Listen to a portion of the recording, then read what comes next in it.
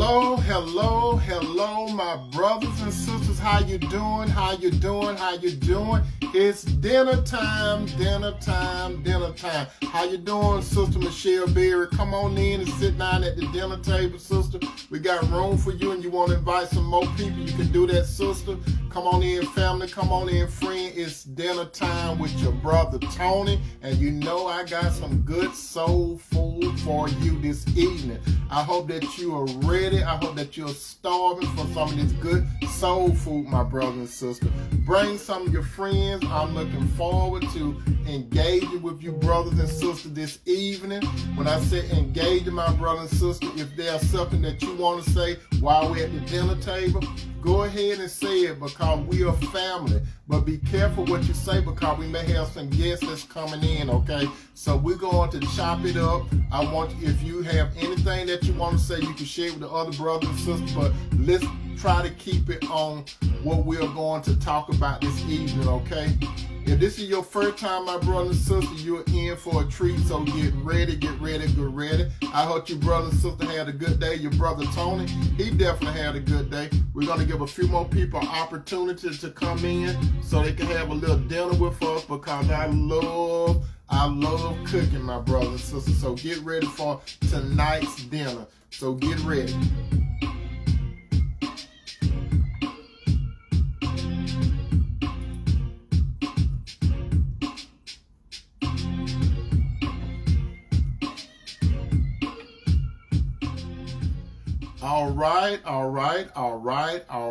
All right, my brothers and sisters, here I am, your brother Tony.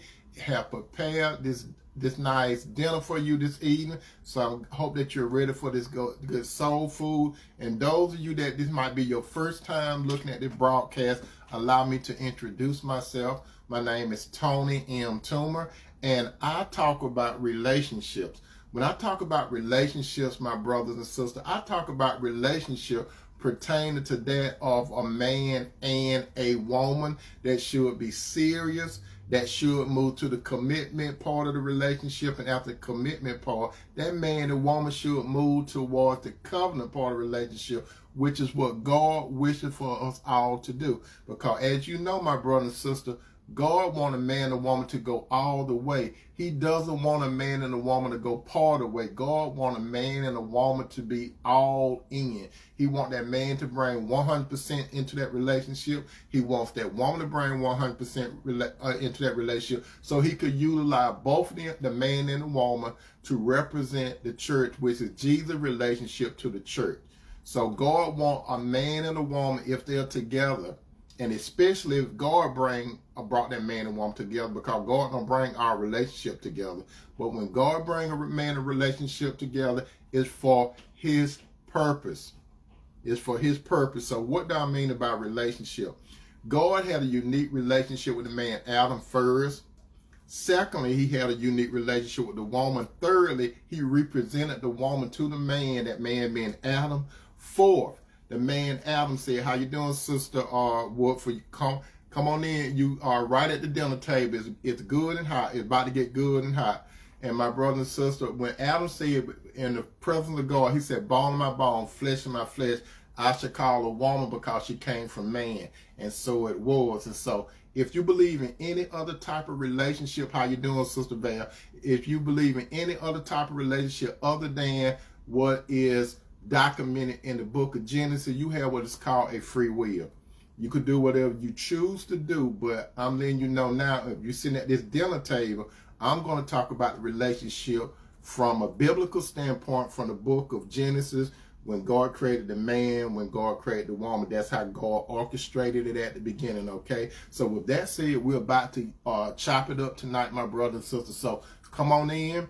The table is ready. We have our utensils. We have these good plates. So get ready, because we are going to eat tonight. So tonight's topic, my brothers and sisters, it's going to be a very interesting topic. It's called, can your relationship survive cheating, and what would God want you to do? Again, I'm going to say it 2 more times. Can your relationship survive cheating?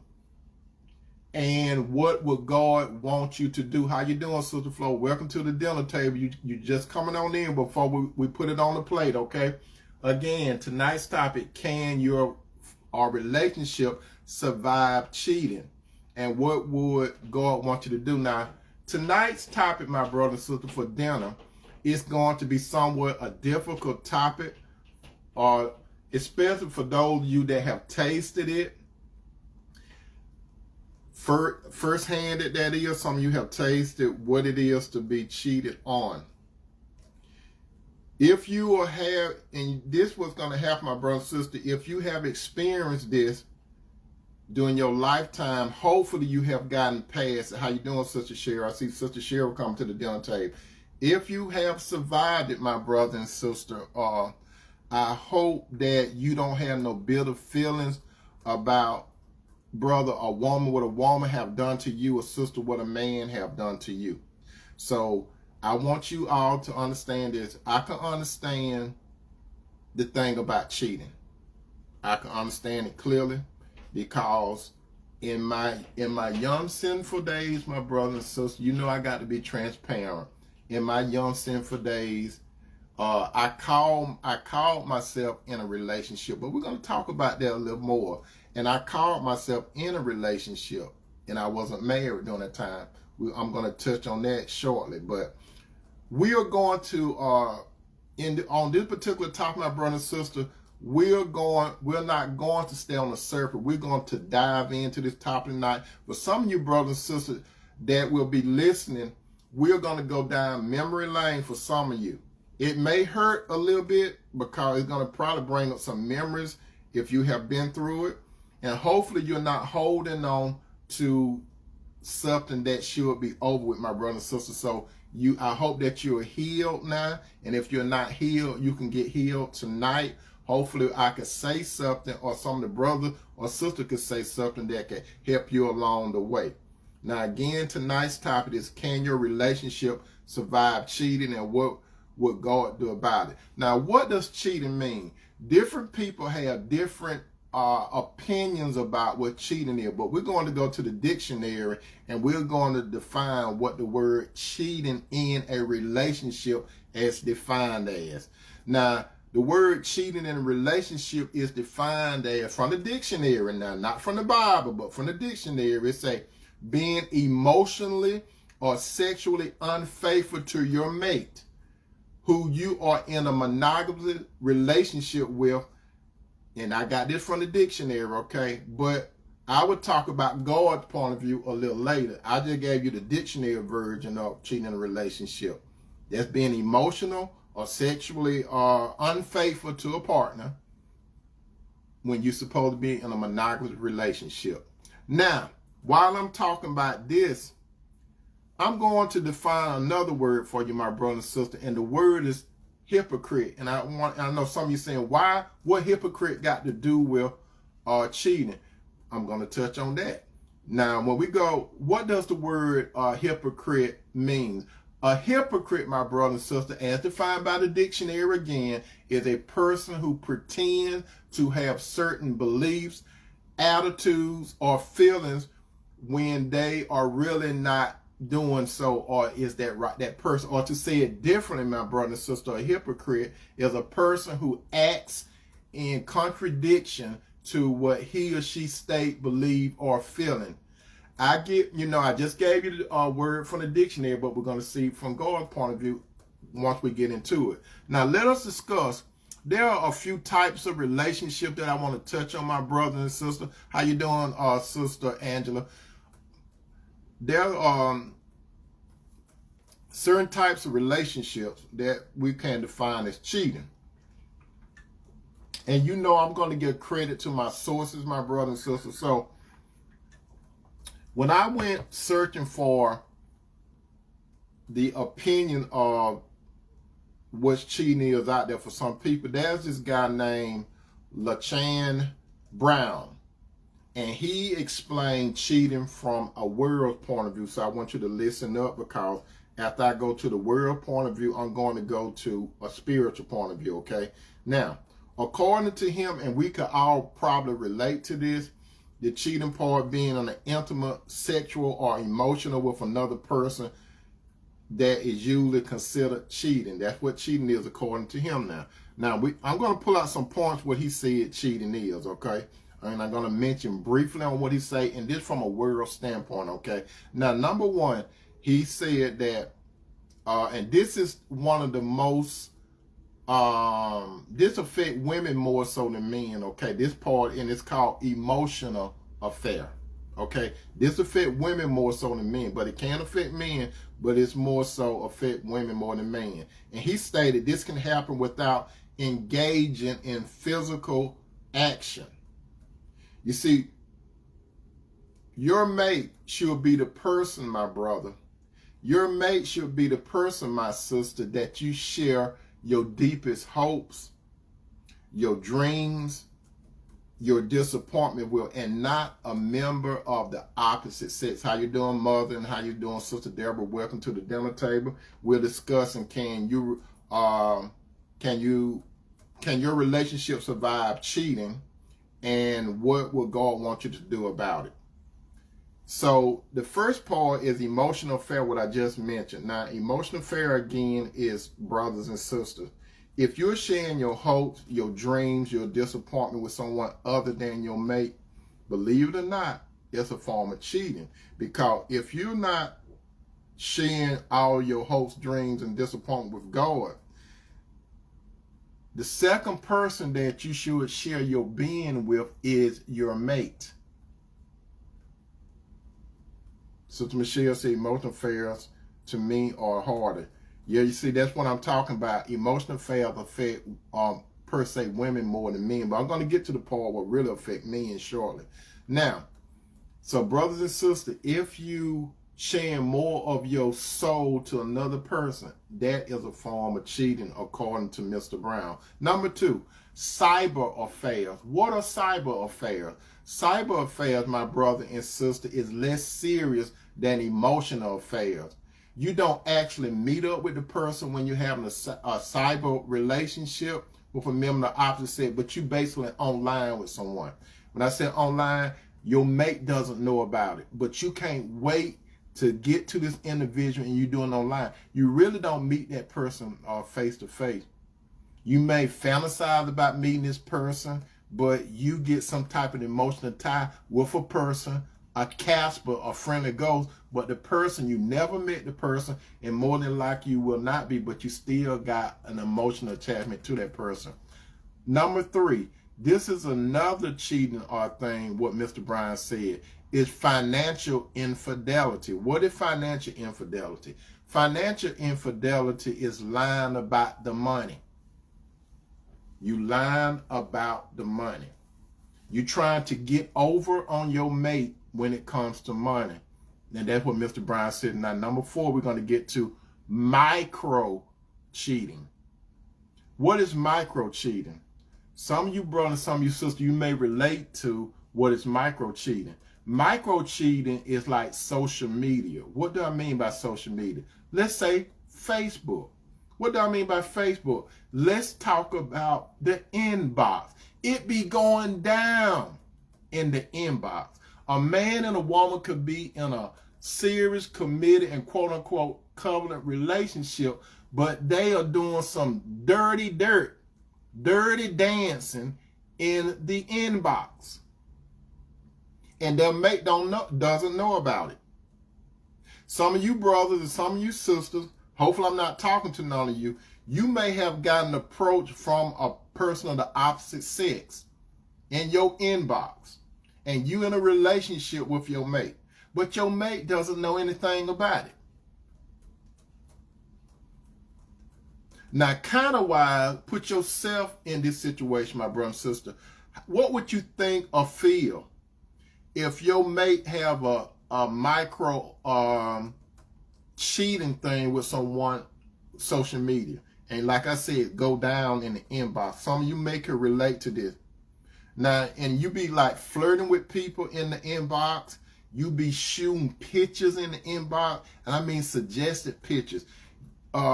These people, they might send suggested pictures to you, or you may have some suggested pictures too. Now, let me tell you something, my brother and sister. I could actually be, without going to medical school, I could actually be a gynecologist. And y'all, some of you saying, Tony, how can you be a gynecologist when you just be running your mouth on your platform? Because I have seen plenty of stuff that comes to my inbox. Cinderella know about it. Some of you probably saying, I wonder if Cinderella know about it. Yep, she know about that kind of stuff. Some suggested things have came to my inbox. What do I mean by that? I have had pictures of a woman showing her breasts, or some of you would say breasts, but some breasts. I have seen women that show pictures of their genitalia, and you know what I'm talking about. Some of them, they show me the full picture of their head and everything, and then there are some people that send me stuff and I see it. So the thing about it is, and I be thinking when I be looking at that stuff, is this a bait? Is this a bait? Somebody doing some fishing. Somebody doing some fishing so they could say, wonder would Tony take this bait? So some of you saying, do you look at it? Yes, out of curiosity, if something come in, yes, I look at it. And then I start wondering what possessed this woman to send this to me. Sister Angela said, no respect at all when they know you are married and know you're truly a man of God.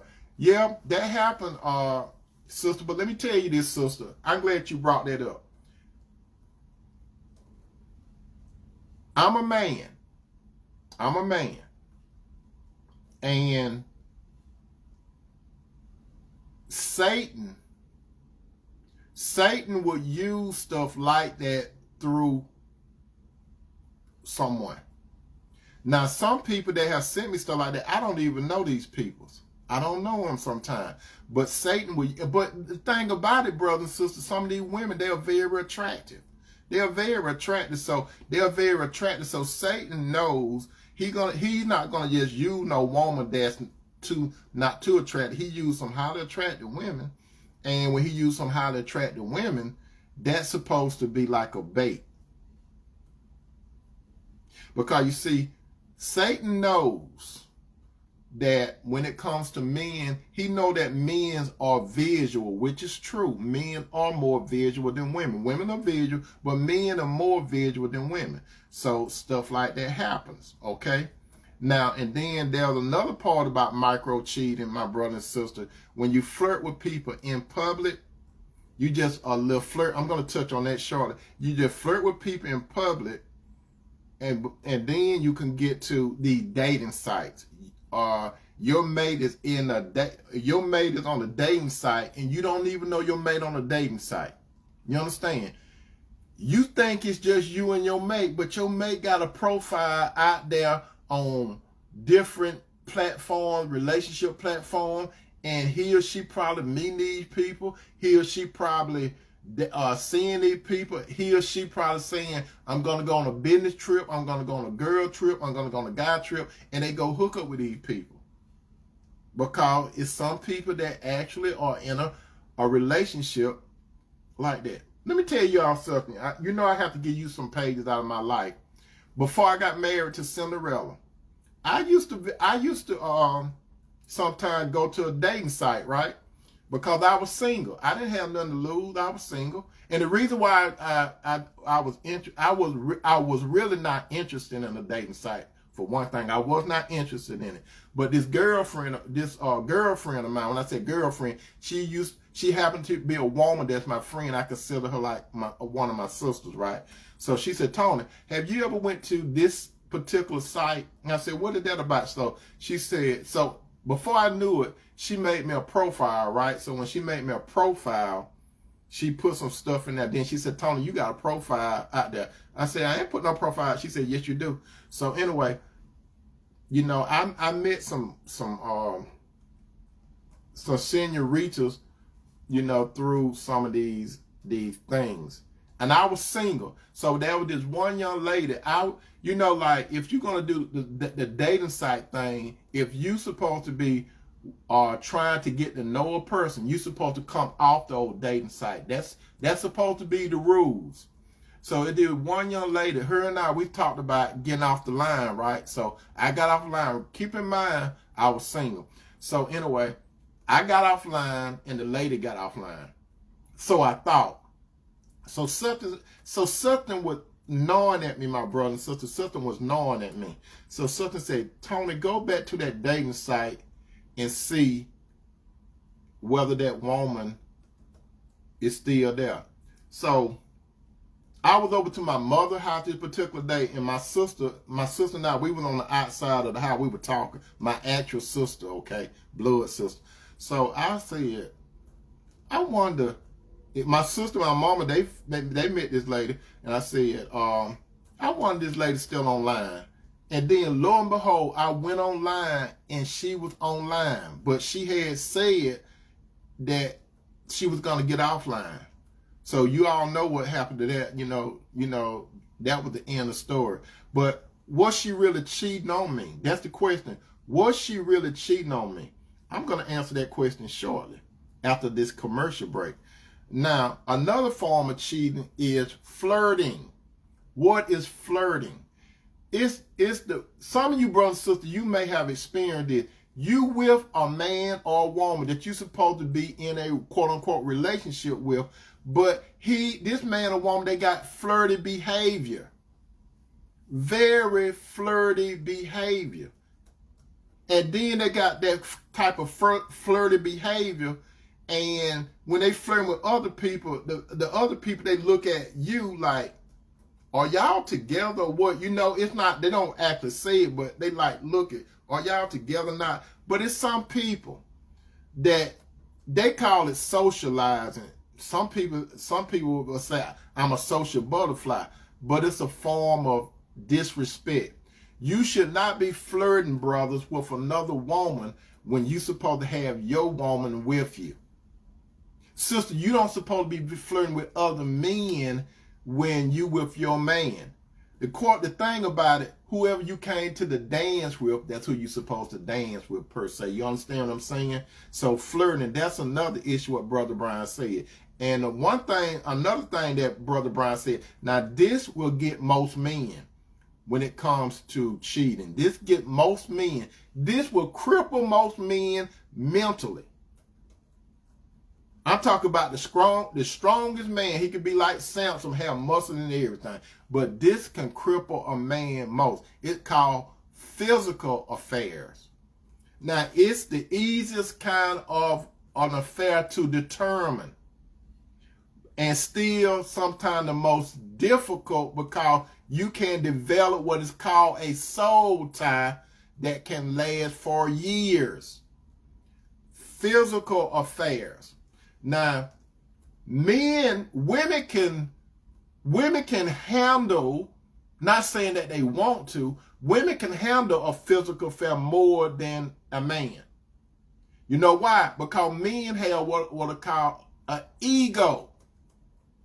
Men have egos. Now, it will hurt a woman if she find out that her man is with another woman physically. It will hurt her. Ain't no such thing unless she just don't care about the man. But most times she care about the man. But you see, the thing about women seem like they could work through that kind of stuff. Because you see, women just want to know what's the deal is. Most of the time, women want to know what's the deal is. You know, like, and I have went to this board before. You all have seen the movie Fatal Attraction, right? Michael Douglas and Glenn Close. I have told you all about this. If some of you have seen one of my earlier broadcasts, I'm going to talk about it again.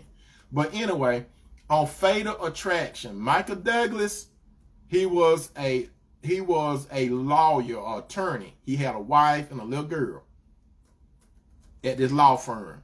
He met the other woman, which was Glenn Close, at his law office. Michael and his wife moved out to the countryside, right? So this one particular weekend, Michael's wife and his daughter went to her parents' house. So Michael didn't have nothing to do. So what did Michael do? Michael went to a bar. And lo and behold, he met Glenn Close. So they started talking and stuff like that. Then the next thing you knew, they was having sex all that weekend. All that weekend they were having sex. So in Michael's mind, he was thinking, this is all it's going to be. I'm just going to do this, but I'm going to be a husband and wife. I mean, a husband to my wife and a father to my daughter when they get back. So that thing with Glenn Close, in Michael's mind, that was temporary. It was temporary. So when his wife and daughter got home, he thought that stuff was going to be over with Glenn Close. But what did Glenn Close tell Michael? I would not be ignored. So a whole bunch of crazy stuff started happening because Glenn Close, she was somewhat pissed to the third power against Michael. And that's why she kept doing different things to him and his family. So Michael had to fess up to his wife. Because his wife said, do you know what's going on? I just don't know what's going on. I just don't want to go on. So they was in the great room, right? So Michael shut the doors, and he came to his wife named Beth on that, right? So he said, Beth, I know who's doing this. And she said, you know who doing it? He said, yes. So basically, Michael explained to his woman that it was a weekend fling. And you know all his wife wanted to know? This is all she wanted to know. Do you love her? Do you love her? That's all she wanted to know. Do you love her? And Michael said no. But he had to go through some stuff because he put himself in that situation. Why am I telling you that story? Because women in general, they would ask questions so they could rationalize and they could try to move past it, okay? Most of the time, not all the time, because some women that if a man, do that kind of stuff, they gone. I'm going to talk about that shortly too. They gone. So now we put it on the man. Let's just flip it around. Let's flip it around. If a man find out that his woman had a physical affair with another man, more than likely they want to cut him away. Most of the time they do. But you see, the thing about it, my brother and sister, when you go into a relationship, you don't never say what your mate will or won't do. As a matter of fact, you don't say what you will or won't do. Don't ever do that. So that's what happened now. We're getting back to the topic now. Can your relationship survive cheating, and what would God want you to do? Let's talk about when you find out that your mate had cheated on you. The question, my brother and sister, can you handle it? Can you handle it? And remember, I listed several types of cheating, right? So don't only just think it's a physical thing. It could be emotional. It could be cyber. It could be financial. It could be micro cheating. It could be flirting. And then it could be physical. You see, most people, they look at cheating strictly as the physical. But you see, Jesus made a statement, my brother and sister. Jesus said, if a man looketh upon a woman and lust after her, he has already committed adultery. I'm going to say it again. Jesus said that. You see, the word would say they had sex. They were doing the monkey dance. That's what the word would say. But Jesus went a little deeper. Jesus said the problem is in the heart. Jesus said, if a man looketh upon a woman and lust after her, what does that mean? If a man look at a woman and he writes, he produce, he executive produce, he direct a mental move in his head, what it would be like to be with that woman sexually. That's what Jesus was talking about. So if a man goes through all that in his mind, and some women, they lust too after men. If you go through all that through your mind, you have already done it. So some people say, well, if you think about it, you might as well go ahead and do it. Because you already did the inside. So that's Jesus' perspective. It happens on the inside. The world look at it as it happened on the outside. But everything starts, my brother and sister, from the mind and the emotion. The thing is, can you handle the truth? So what I'm telling you, my brother and sister, let me tell you, those of you that are single, don't ever say what your mate will or will not do. If you are married, don't say what your mate will or won't do. If you are married, we're going to get now. Let's talk about something else. Remember, I had mentioned earlier the, how you doing, Cousin Connie? Remember I mentioned earlier about the word called hypocrite, remember? And this is what I say a hypocrite means. I say a person who pretends to have certain beliefs, attitudes, or feelings when they really do not. Or to say it differently, a person who acts contradiction to his or her stated beliefs or feeling. Hypocrite. Now, this is another thing I want to point out. My brothers and sisters, remember that word hypocrite. My brothers and sisters, you don't have to raise your hand or nothing like that, but are you a hypocrite? Are you a hypocrite?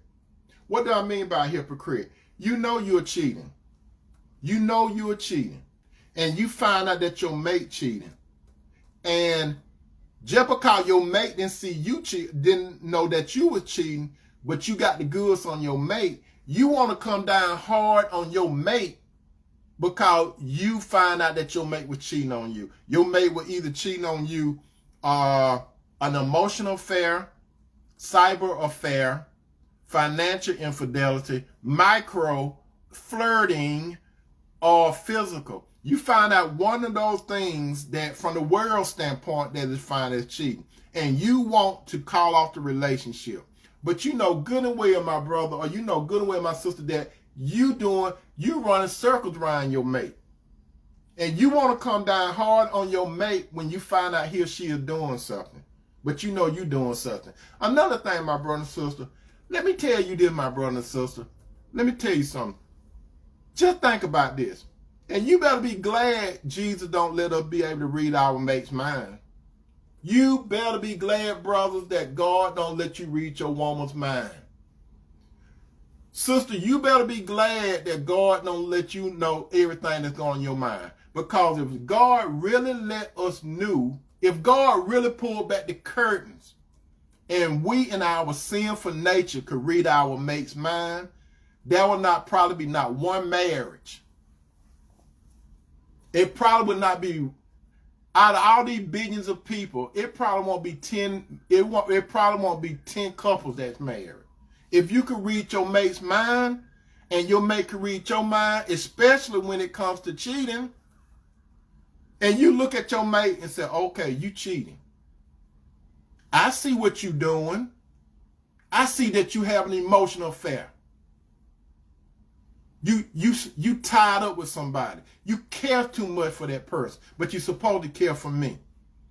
You doing that cyber cheating. That's right. You go online. You going online. When I walk in the room, you close your cell phone up and your computer. You shut it down. You go to another page on your computer. That person that you never will meet, but you always have to get with them, and you have to share your hopes, dreams, and your disappointment with that person. Financially, oh, you're hiding the money, right? You act like this is all you got, but you're using your money for something else. That financial. Micro, I know what you're doing. I seen you in that person inbox on Facebook. All that stuff that you got on Facebook, I know about it. And what about those things in your telephone? All those little notes, all those little pictures on your cell phone. I see you. Peekaboo, I see you. That's how some of you brothers and sisters will be. You won't hardly be with nobody. You'll probably be solo.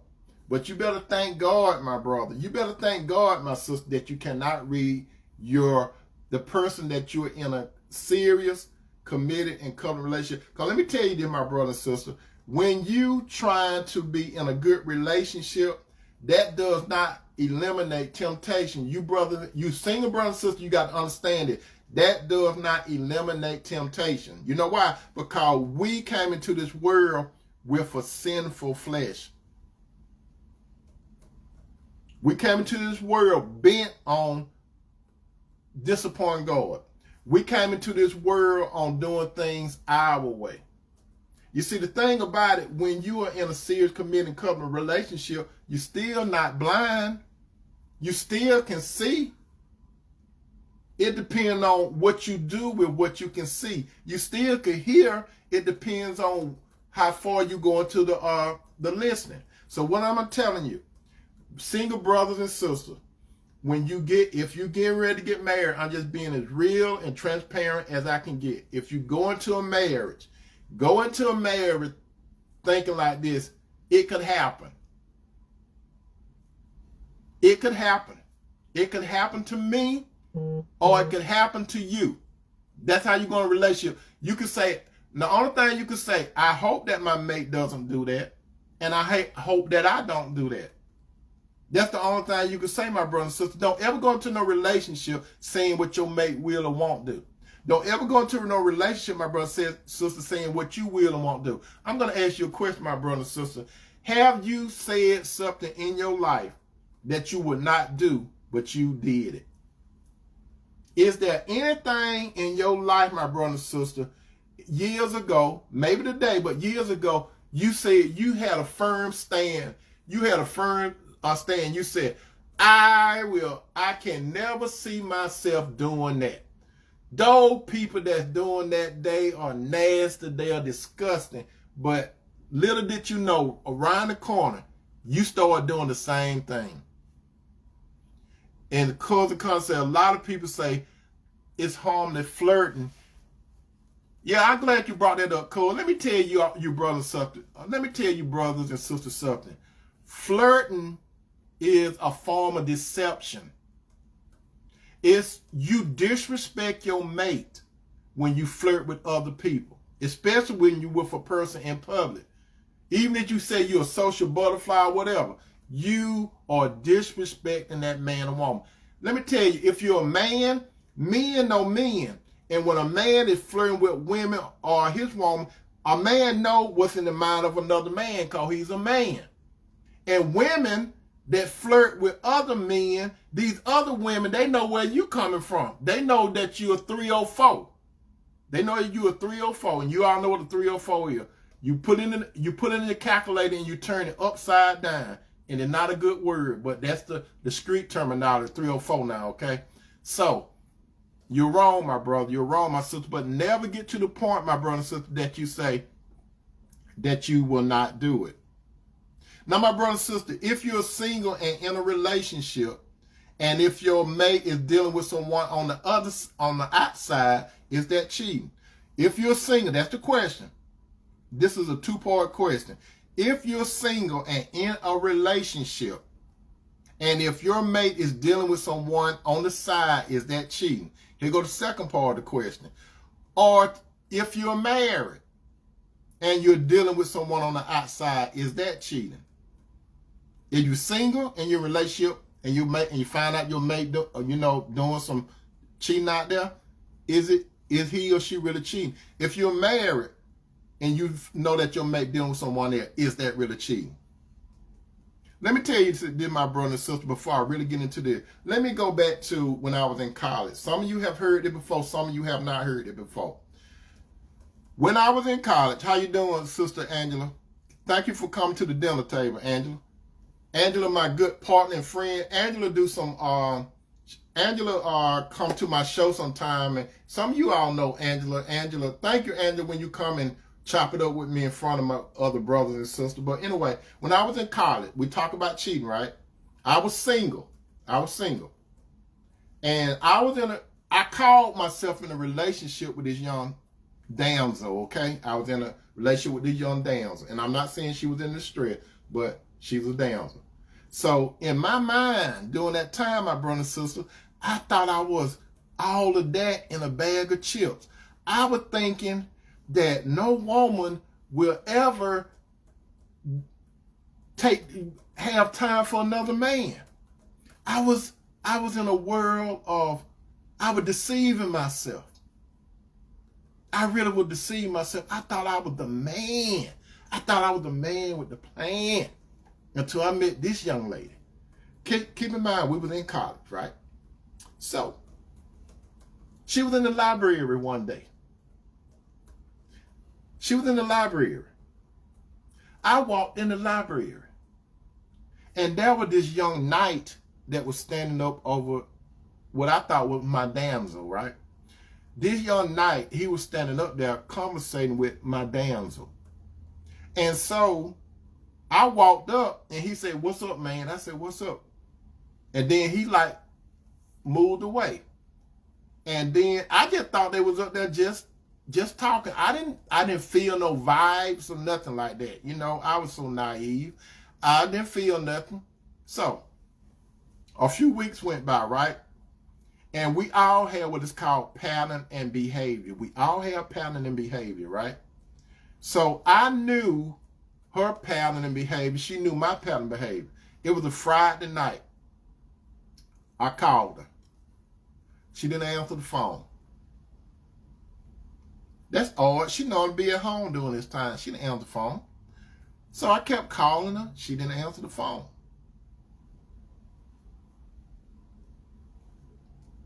She didn't. Nothing. So I started calling this sister from like 8 p.m. to like 12:30 in the morning. She still won't answer the phone. So you know what Sutton said, told your brother Tony. You all know what Sutton told your brother Tony. Sutton said, ride. So I started riding. I went over to where she stayed, right? When I got there where she stayed, her car was not there.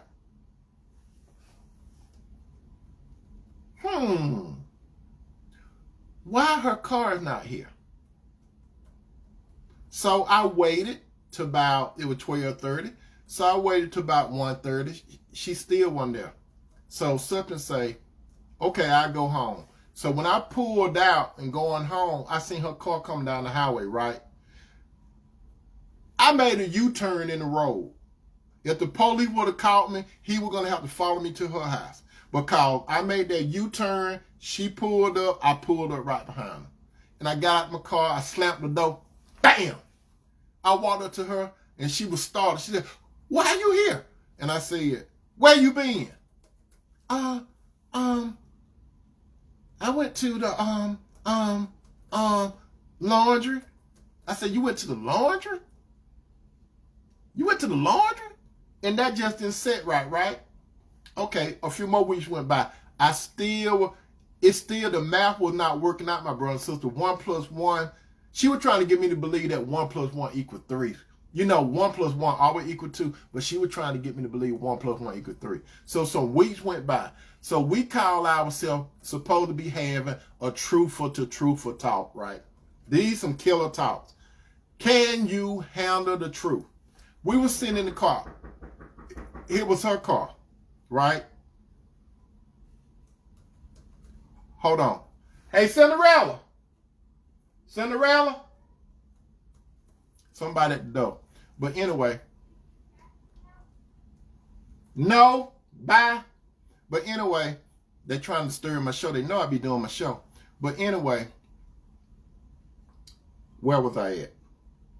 Oh, we were supposed to be having the truthful talk, right?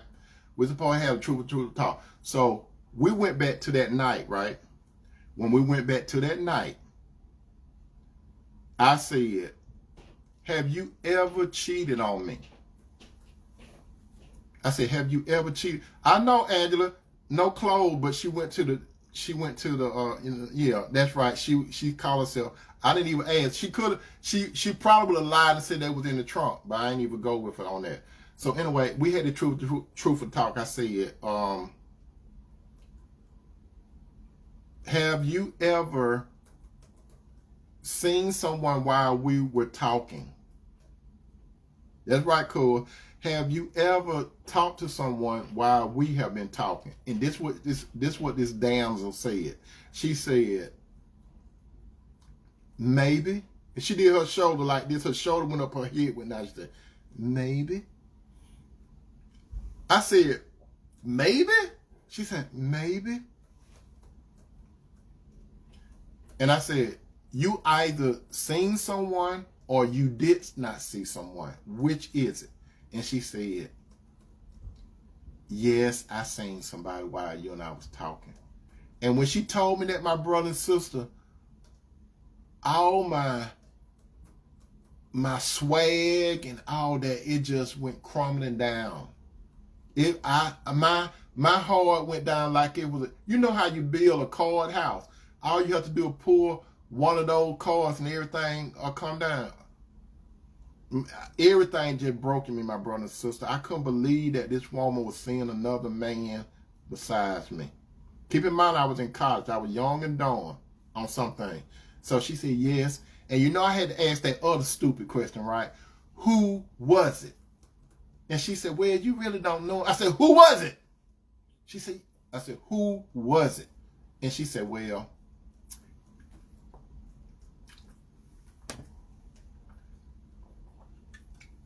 it still get to me now. It still bothers me. No, I was just playing. But anyway, she said, you remember that day when you came into the library?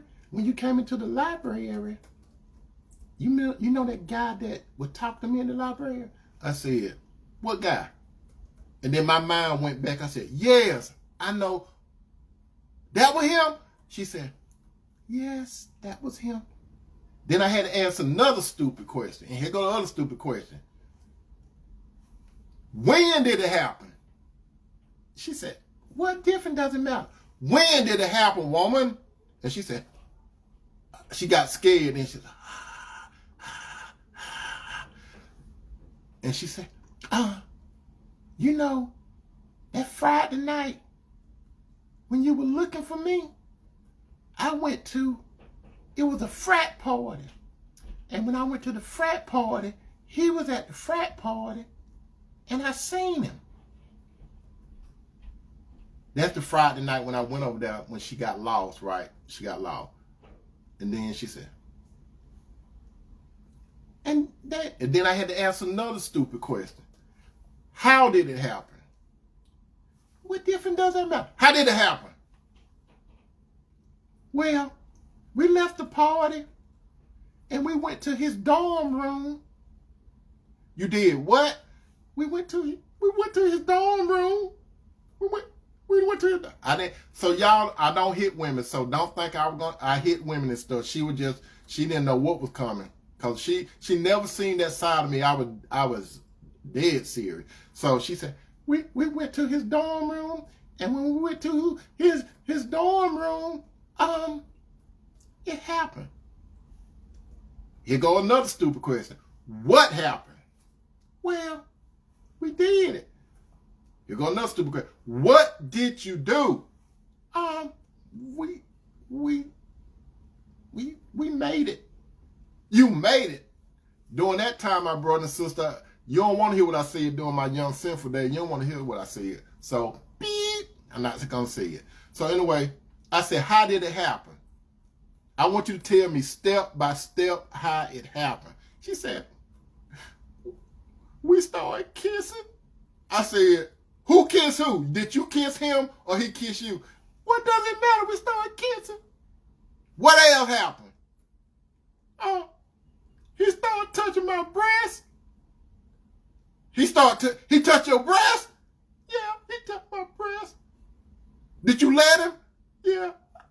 I'm sorry. I let him. I was weak. Then what'd he do? He started unbuttoning my shirt, and he took out my bra, and he put his mouth on it. Huh? You let him put your mouth on him? How you doing, Brother Moldy? You let him put his mouth, he put his mouth on both of them? Yeah, he put his mouth on both of them. What else did he do? What did you have on? Did you have on a dress or pants? What different? Don't you have on a dress or pants? Pants? What did he do next? He unbuckled my pants. He unbuckled your pants and you just stood up there while he was unbuckling your pants? Yes. And then what he do? He put a hand down there He put his hand down there, and what happened? Well, you know, it got me kind of, you know.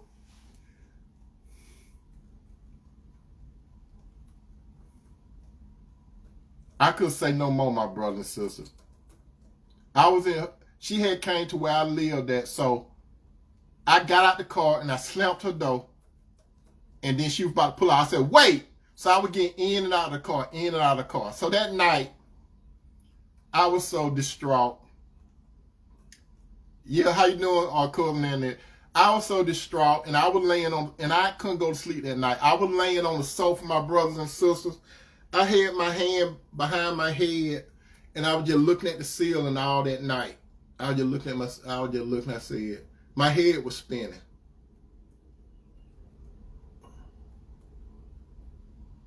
So, why am I telling you this, my brother and sister? The reason why I'm telling you this is this. I'm about to get to it. The statement that I'm about to make, my brothers and sisters, is going to irritate some of you brothers and sisters, okay? If you're listening to the sound of my voice, all right? But we must start looking at things from God's point of view.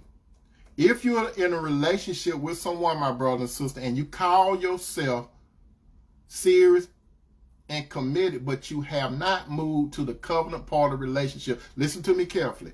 If you call yourself in a serious and committed relationship, but you did not become covenant with that person, you did not move towards how God wants the relationship to be. How God wants the relationship to be. God wants you to either be engaged, moving towards marriage, or he wants you to be married. That's God's way. The world way is something else. God's way, he wants you to be engaged, move towards marriage, or married. Now, how can the person that you're dating be classified as cheating? Thank you, Michelle, Carl. I'm about to hit that short. You know when you must have read some of my notes, Michelle. You must have been right by me because you preceding me. But thank you anyway, Michelle, Carl. I'm going to hit that right quick. You all look at that name, Carl. I'm going to talk about that shortly. So, if you're classified as single, my brothers and sisters, and you cheat, or he or she cheated on you, is it really cheating? Or if you are engaged, move towards a marriage, or you're married, is it cheating?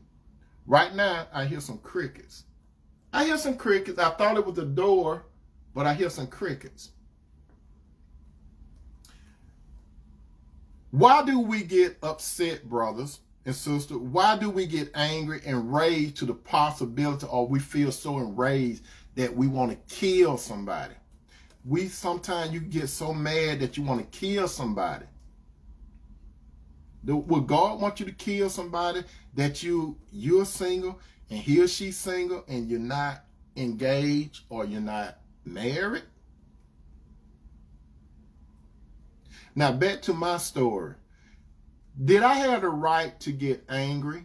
Did I have the right to get upset? Did I have the right to kill her? Now, before I say anything, I did not kill her. Some of you all wonder, did I kill the girl? I did not kill her. I'm just talking. Because some people, they could get provoked to killing somebody for that kind of stuff.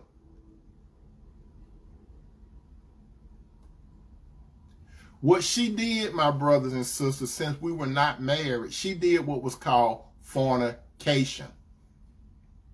We were not engaged. We was not married. So what she did was called fornication. What is fornication? Your brother Tony, he used to fornicate a lot, but it was wrong. But fornication, my brother and sister, is sexual intercourse between people who are not married. That's the dictionary. The dictionary says fornication is sexual intercourse between people not married to each other. Now, God doesn't like fornication. God doesn't like when you have sex and you're not married. The world will say, go get it. Get as much as you can. Because when you're a male, the male friends in the Western world say, go get it. Or have you got it? And I have told you people about this before. If a man carry a woman, let me tell you women something. Some of you all, you might not know, but you're going to know tonight. Let me tell you something. Single men. If a single man carry a woman around his friends, they're going to check her out. Because remember, men go by the appearance, right? They're going to check her out. So if the woman excuse herself and go like to the bathroom or something like that, so the guys, they be seeing with their ears to see, they want their ears to see if she gone out of sight, right? So what happened? This is the man conversation after the woman leave from the ear sight of the man, okay? The first thing his friend asks him, this is the first thing the men normally say to each other. Man, she look good, she fine. And here go the question. Have you hit it? That's the question that normally come up. Have you hit it? And then the second question is, if you say yay to it, the next question is, how was it? And if you tell them how was it, then they're going to say, how did you get to it?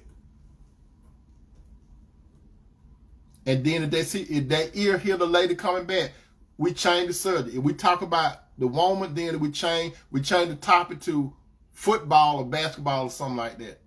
And let me tell you something, brother, since I'm on this, women do the same thing. They ain't all innocent. Women do the same thing. If a woman introduce a man to her friends, if he gone by, you see, women, this is how women want to do it. What does he do? That's what women want to know. What does he do? You see, when women ask each other, what does he do? They thinking about income. Brother Mo said, I didn't kill her, but I broke her park car window. 19 years old, college. Yeah, brother, I know we have done some crazy stuff, brother, when we were young, Brother Moses. But let me tell you, women say, what does he do? And then not only that, women, they ask stuff like that. Have y'all did something? Have y'all did something? And she said, you know I got to check it out now. You know, I can't stay with him if he can't do it, you know. If he can't do it, I can't stay with him. Then when the man come back, they change subject too. So it's two ways, brothers and sisters, that kind of conversation go down. Now, God don't like fornication. Everybody that looking at me right now probably have committed fornication. Like I have. Most of you all have committed fornication. Like I have. I admit it. I have. I was out there. But let me tell you this. Now, when you get married, it's another thing. It's a thing called adultery. Adultery is a form of cheating. Now, what is adultery? You see, the word would say a side piece. The word would say an affair. But the Bible say adultery. What is adultery?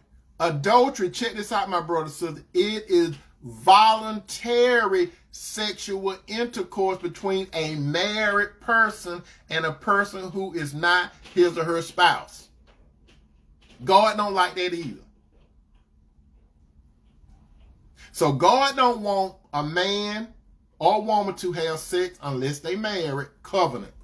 God don't want a man and woman, if they are married, to go get some action on the side, because that's adultery. The world have these other little cute names.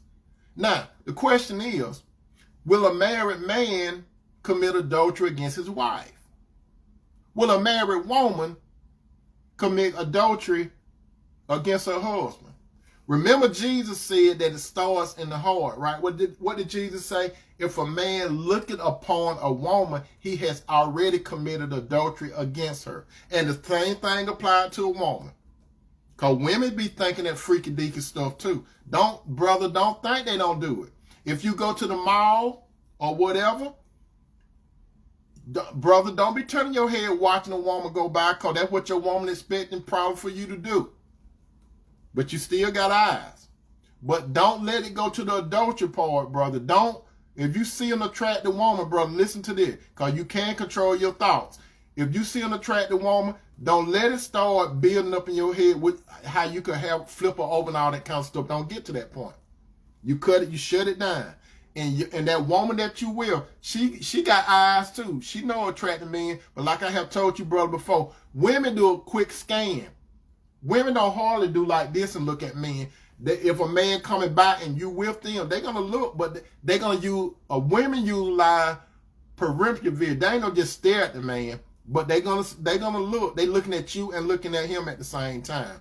But when the women with their girls, they would do like this. Some of them will. They would do like that then. Brother, how would you feel if your wife goes to a, what you call those party, when a lady be about to get married, what you call those things, what you call it, is a bridal shower or what? And you know what the men go to?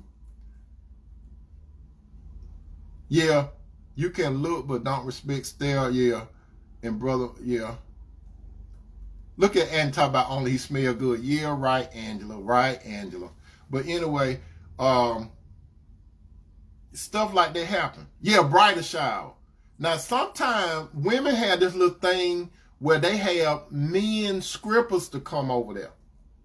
Brother, you don't know how your bride to be what she be doing when these men come and be doing all that those little dances in front of you. You don't know what's going on. Because sometimes her girls, they hook up for the road. You know, they had these. And then another thing too, sisters, the guys, sometimes they have this bachelor party. Ooh, you don't know what's going on in there. It get hot and steaming in those too. So, sister, you don't know what your man did at the bachelor party. And, brother, you don't know what she did at the shower or whatever. You don't know. You don't want to know. You don't want to be able to read their minds. Yeah, dress like a cop. The men come dressed like a cop. And the women, they coming like they scientists and all that kind of stuff. Yeah, bachelorette party. Y'all know what I'm talking about. Let's get real. You know what I'm talking about. Now, God doesn't like fornication and God doesn't like adultery. As it is written in Hebrews 13:4. Hebrews 13:4, it said, marriage is honorable in all and the bed undefiled. But whoremongers and adulterers, what is a whoremonger? A whoremonger is somebody that's single that have sex. I was a whoremonger. It said, but a whoremonger and an adultery, God would judge. Now, actually being married, that's a man and a woman only. God only acknowledged that. If the man or woman is single, engaged, but they're engaged, planning on getting married or married. Now, I know some of you at this particular point, some of you brothers and sisters, because I'm speaking on behalf of God through Jesus Christ, some of you are probably going to unfriend me today. Some of you probably won't look at none of my shows again, but I'm just being real. I work for the station called station God, God. I'm just telling you what thus said the Lord. He don't like fornication. He don't like adultery. He don't like that kind of stuff. God only look at relationship. Are you engaged, move towards married, or you married? World look at, we're going to go together. That's the Western hemisphere. The East, they don't play that. The East, they set that stuff up when they are young. You're going to get married. It ain't about feelings over there in the East. They set it up. You see, in the East, you learn to love. In the West, they go by you have to fall in love. In the East, it's a business thing. Over here, it's fantasy. Why we're going to be married, bro? You just don't know, Angela. You just don't know. I can't tell you all what's going on there. You know, I could. You want me to tell you what's going on there? Those women get all up and on men's faces. Those ladies, the man be sitting there, and those women, and they get on top of they squat across the man. They do all kinds of freaky stuff. I ain't saying no more. Now, let me answer the question. Can the relationship survive cheating? And what will God want you to do about it? But before I answer that, I know you all cliffhangering. Before I answer that, let's talk about a man that Sister Michelle brought up. we're going to talk about Hosea and his wife Gomer. We're not talking about Gomer Pyle. And I have talked about Hosea and Gomer before. Hosea was a prophet in the Bible, in the Old Testament. Check this out, brothers and sisters. God told Hosea, I want you to go marry Gomer. You're right, Michelle. God told Hosea, I want you to go marry Gomer. And Hosea, he probably knew about Gomer. She did a lot of community service. You know what I mean? Gomer did a lot of community service. A lot of men knew about Gomer. And you know what I mean by a lot of men knew about Gomer. God told Hosea, he said, go marry her. Now, brother, how would you feel? Now, what would you think, brother, if God told you today, if you heard God audible voice say, I want you to go marry her. But this woman, she got a reputation of being wilding out. She got a reputation of men running trains on her. And it's true. It's verified. What would you think? How you doing, Sister Martha? What would you think, brother, if God said, go marry her? And you know some of your boys slept with her. What would you do, brother, if God told you to marry that woman? Some of you saying, well, my name ain't Hosea, so it couldn't be me. But God told Hosea to marry this woman that had a questionable past. So Hosea obeyed God. Now, brother, I'm not advocating to go marry a thought. I'm not telling you to do that. Or 3 or 4, I'm not telling you to do that. But what I'm saying is this is a story about Hosea and Gomer.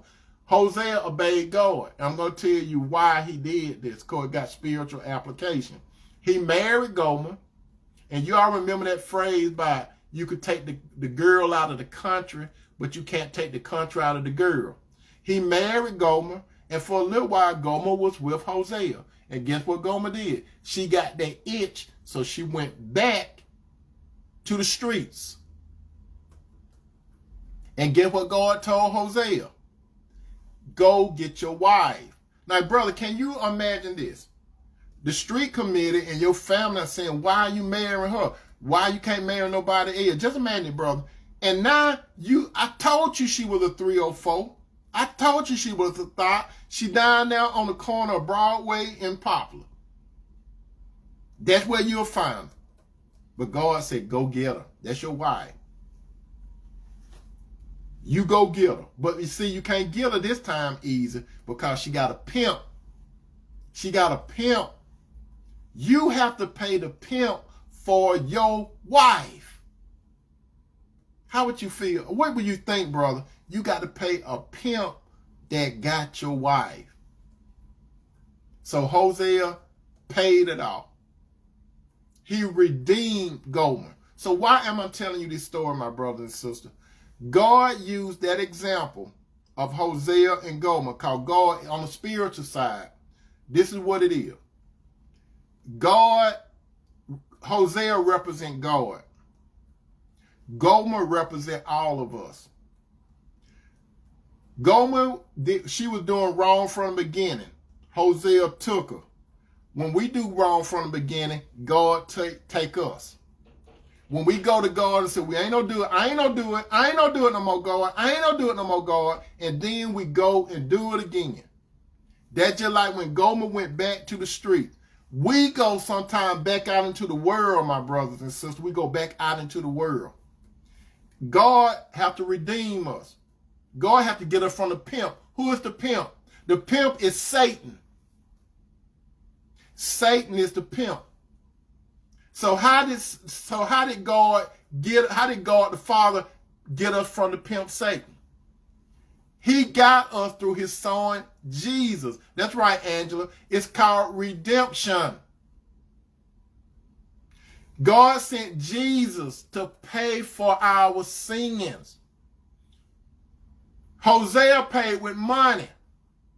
God paid with his son's blood. Jesus purchased us, sisters and brothers, with his blood. He died for us.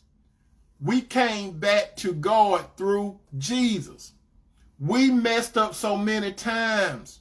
We're going to mess up again before this year is over with, my brother and sister.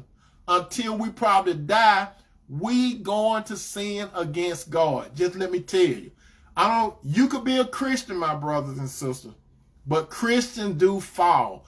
John said, if a man said that he has no sin, the truth is not in him. But we have an advocate with the Father, which is Jesus the Christ. So my question, can a relationship survive cheating?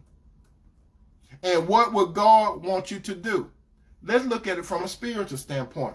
How many times, my brother and sister, have we cheated on God?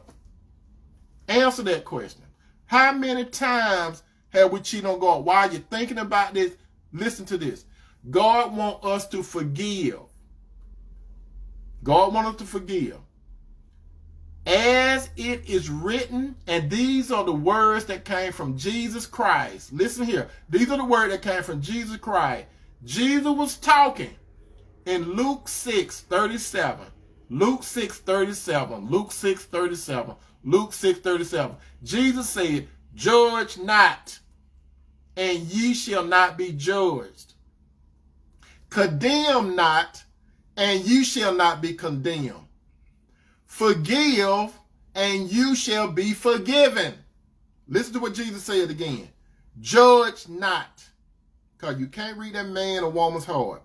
Jesus said, judge not, and you shall not be judged. So if you don't judge that man or woman, Jesus is not going to judge you. Then Jesus said, condemn not, and you shall not be condemned. If you don't condemn your mate, brother and sister, the Lord is not going to condemn you. You better not tell your mate you're going to bust hell wide open, because you condemning them. Don't say you're going to bust hell wide open. And I'll be glad when you bust hell. God don't want you to say that, because really, brother and sister, we deserve hell. But God don't do that to us. And then here goes another part. Forgive, and you shall be given. Forgiven. Also, Jesus said, and he made another point. This is what Jesus said. If those of you that believe in Jesus, you need to listen up. Don't hear me. In Matthew 6:15, Matthew 6:15, Jesus talking, Jesus said, but listen carefully, don't hear me, but if you do not forgive others their sins, your Father will not forgive your sin. Bam, whoop, there it is. You understand it, my brother and sister? Jesus said, I'm going to say it 2 more times, but if you do not forgive others their sin, that's including your mate. If you're in a serious, committed, and covenant relationship, if you do not forgive others, including your mate, their sin, your Father will not forgive you yours. There was a story in the Bible. This king, one of his stewards, the king had entrusted this steward with a whole bunch of stuff, right? He messed it up. It's just like he borrowed a loan. It was payday. The king brought the man in, and he said, where my money? With interest, where my money? The man said, I don't have it. If you please give me time, I would give it, I would do it. The king was about to say, go put him in jail till he get the money. He said, no, please forgive me, please forgive me, please forgive me. If you just give me time, let's say the man owed him $1 million. If you just give me time, I will go get it for you. You know what the king said? That's all right. I will forgive you for your debt. The man felt relieved. Debt represents sins, my brothers and sisters, okay? It represents sin. So the man walked out happy. He owed it $1 million to the king, but the king said, hey, you all right with me? I forgive your debt. I'll write it off. So this same man, he went out, and he seen somebody that owed him some money. He took the man by the neck and said, give me my money. I want my money now. The man said, please, give me time. Have mercy on me. I'm not going to have mercy. I want my money now.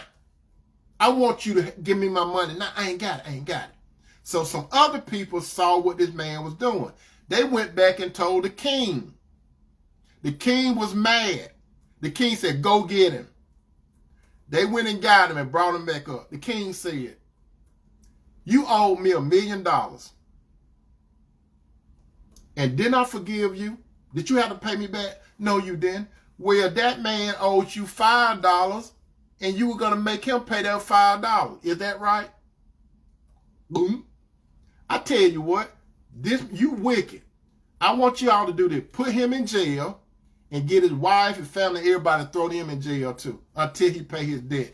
That's how Jesus operated with us, my brothers and sisters. Now back to the question. Back to the question. Brothers and sisters, the question is, can your relationship survive cheating? Listen to me, my brother and sister. It's hard. It will be hard to deal with cheating if your mate cheated on you in some of those ways that I say. It will be hard. It will be difficult. Even if a man is a Christian or a woman a Christian, it's going to be difficult. But it's mandatory that you forgive. Because Jesus said in Matthew 6:15, he said, but if you do not forgive others their sin, your Father will not forgive you your sin.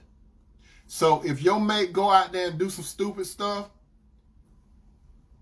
it's hard to do it. I'm not saying that it's going to be easy, but you got to think like God think, my brother and sister, because if you hold something against your woman, brother, or a sister, you hold something against your man, you tying God's hands up. He's not going to forgive you for some of the stupid stuff that you did. You, brother, and you, sister, have sinned against God plenty of time. And before you die, before your toes curl and they put that cover over your head, you're going to sin against God. What is today? Today is what? Monday? Today is Monday. I guarantee you, brother and sister, before Friday comes, you're going to sin against God. You're going to sin against God. You might not do it outwardly, but your thoughts. You're going to think something that God don't want you to think. You may say something that God don't want you to say. You may do something that God don't want you to do, but it all starts in the mind and heart. So I'm talking to you, brother and sister. Brother and sister, is there any one of you that could clearly say you won't sin in thought? Let's make it simple. In thought before Friday. You won't sin against God in your thought before Friday. Let me know. Everybody waiting at the dinner table, let us know. That's right, Michelle. It can be done to make it even in adult. That's right. So, am I advocating this? I'm not telling you, brothers and sisters, to I'm just being clear. Now, some of you all saying, Tony, what did Cinderella do that to you? Now y'all waking up, you were asleep, right? Or Tony, what would Cinderella do if she caught you? That's a good question, isn't it? Now you all want to know the answer, right? I would like to think. You see, when I got married to Cinderella, I never put Cinderella up on no pedestal, for one thing. She never put me on a pedestal. I never said what Cinderella will or won't do. And I think I could clearly say that I would like to think that she would say, I don't know what Tony would do or what Tony will do. I don't be with Cinderella all the time. She doesn't be with me all the time. If she wanted to do something, she could do it. That's her will. That's her choice. If I want to do something, that's my will and my choice. But you see, how I look at Cinderella, I have to love her how God loves her. I would like to say, I hope that she doesn't do it. That's the only thing I can say. I hope that she doesn't do it. The only thing she could say is, I hope that he doesn't do it. Now, the question is, what will you do if you find out for sure she would do it? What would you do and what would she do if you find out that, if she found out that you did it? I don't know what Cinderella would do, but I can tell you what I think I would do. I'm not saying I will. I would say, I would think, I would do this, my brother and sister. It would hurt. How you doing, Monica? We all fall short of glory. That's right. Let me tell you that if she does do it, I have to weigh different things. I have to weigh different things. Most men would say, if my wife did something like that, she got to go. Most men are hypocrites. Because a lot of men, they do stuff, but they find out their wife do it one time or whatever, they ready to cut her loose. They ready to cut her loose. But then women, sometimes women got a tolerance, they'll let her go. But you see, my brother and sister, before you get into a relationship, you shouldn't get into a relationship based on conditions. You're supposed to get in a relationship where you love unconditionally. Unconditionally means that you see the person as a human. You know that that person going to fall. You know that that person has sinned against God. If a man or woman has sinned against God and you have sinned against God, my brother and sister, what make you think that no man or woman won't sin against you? If we have cheated, as a matter of fact, my brother and sister, let me tell you this. We have all cheated against God. We have flirted with Satan. Look at your life, brothers. Look at your life, sister. What have you done with your mom and dad that don't know you doing? Or did? What have you done? You know yourself, my brother and sister, that you have done some things that your mom and dad don't know about it. You hid it from your mom and dad, but you didn't hide it from the Father of Spirit. God seen it. Your mom and daddy didn't see it. Your mom and daddy look at you one way. Because you have sense enough how to present yourself in front of your mom and dad. And guess what? No surprise, your mom and dad did stuff and they hid stuff from their mom and dad. Your parents aren't perfect. Your parents pulled some slick stuff. You a parent, you pulled some slick stuff. You got children, your children going to pull some slick stuff, but we all have cheated against God. What do I mean by that? Let's go back to the garden. And the first affair started in the Eden. When Eve got into cahoots with Satan, and Adam got in cahoots with Satan. That was cheating against God. Now, some of you will say, why would a man or woman cheat when they got everything? A man provide a woman with everything that she physically needs, or a woman provide a man with everything she physically needs, but one of them cheat. My question is, Adam and Eve was perfect, and they cheated against God. They had everything. God just told them, don't do one thing. Don't eat from that tree. That's all God said. Don't eat from that tree. If you don't eat from that tree, everything is good. But when Adam and Eve defiled God and themselves, what did God do? God had to punish them. But even though God punished them, God still loved them. And before I go, remember the story of the prodigal son. Remember the story of the prodigal son? The prodigal son said, I'm out of here. Give me everything I got now. The father said, go. You got it. The father wanted his son back. The son had it going on. The son was doing everything out there in the streets. Had all those friends and everything. But the father still wanted his son back. But the man was wilding out. He spent everything he had, and all those friends that he had, they left him. He ended up working for a man tending to his pigs. And then he came to himself. He said, Self, I don't have to be here with these pigs. I can go back to my father's house. He may not take me back as a son, but at least he might take me back as a servant. So what happened? He went back home. The prodigal son, he went back home. And when the prodigal son went back home, the father seen him. And he seen him, and he ran and met him. He wanted to tell the father, I'm sorry for what I did. I messed up. His father didn't even give him time to talk. He said he just ran and hugged him, tears falling down his face, and he said, I got my son back. I got my son back. And he said, hey, we're going to have a celebration. Go kill the fattest calf And we finna party. We finna party like in 1999 called My Son Back Home.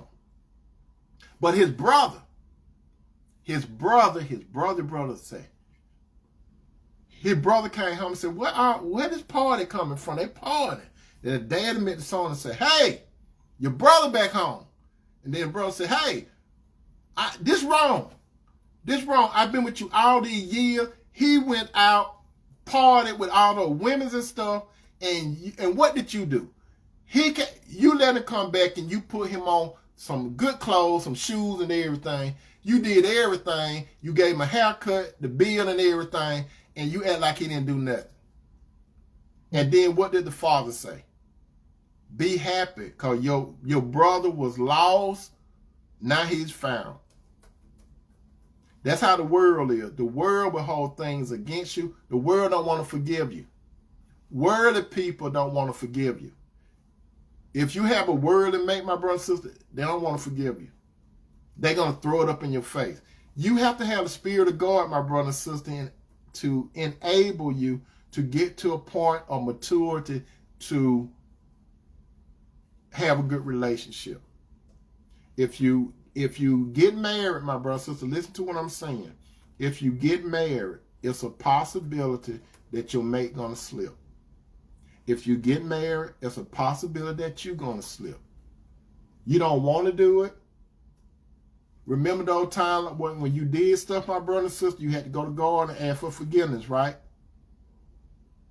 And what did God do? He forgave you, right? Well, why you can't forgive your mate? Why you can't forgive your mate? You go to God asking God to forgive you for stuff. You do more stuff against God than your mate does against you. So what am I saying? What would God want you to do? God wants you to forgive.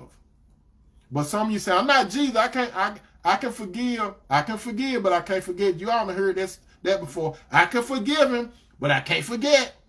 Okay, what if God had that attitude? I can forgive you, but I can't forget. God doesn't operate that way.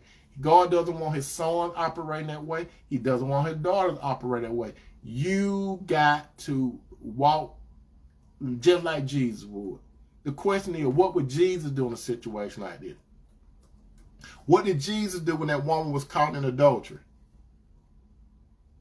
Jesus said, he that without sin, what? Throw the first stone. And then it got down to Jesus and that woman. Jesus said, where are your accusers? She said, they gone. Then Jesus said, I'm not gonna do nothing. You free to go, but don't sin no more.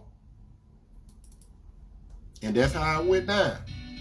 I hope that you brothers and sisters enjoyed the dinner for the night. Your brother Tony brought some dinner for you. I hope that you enjoyed the dinner. I hope that you enjoyed this soul food, my brothers and sisters, because guess what? It's time for the NBA Finals. They might be playing now. Who you going for? Golden State or Boston? I'm going for whoever wins. I just want to see a good game. I love you, brothers. I love you, sister. Peace out.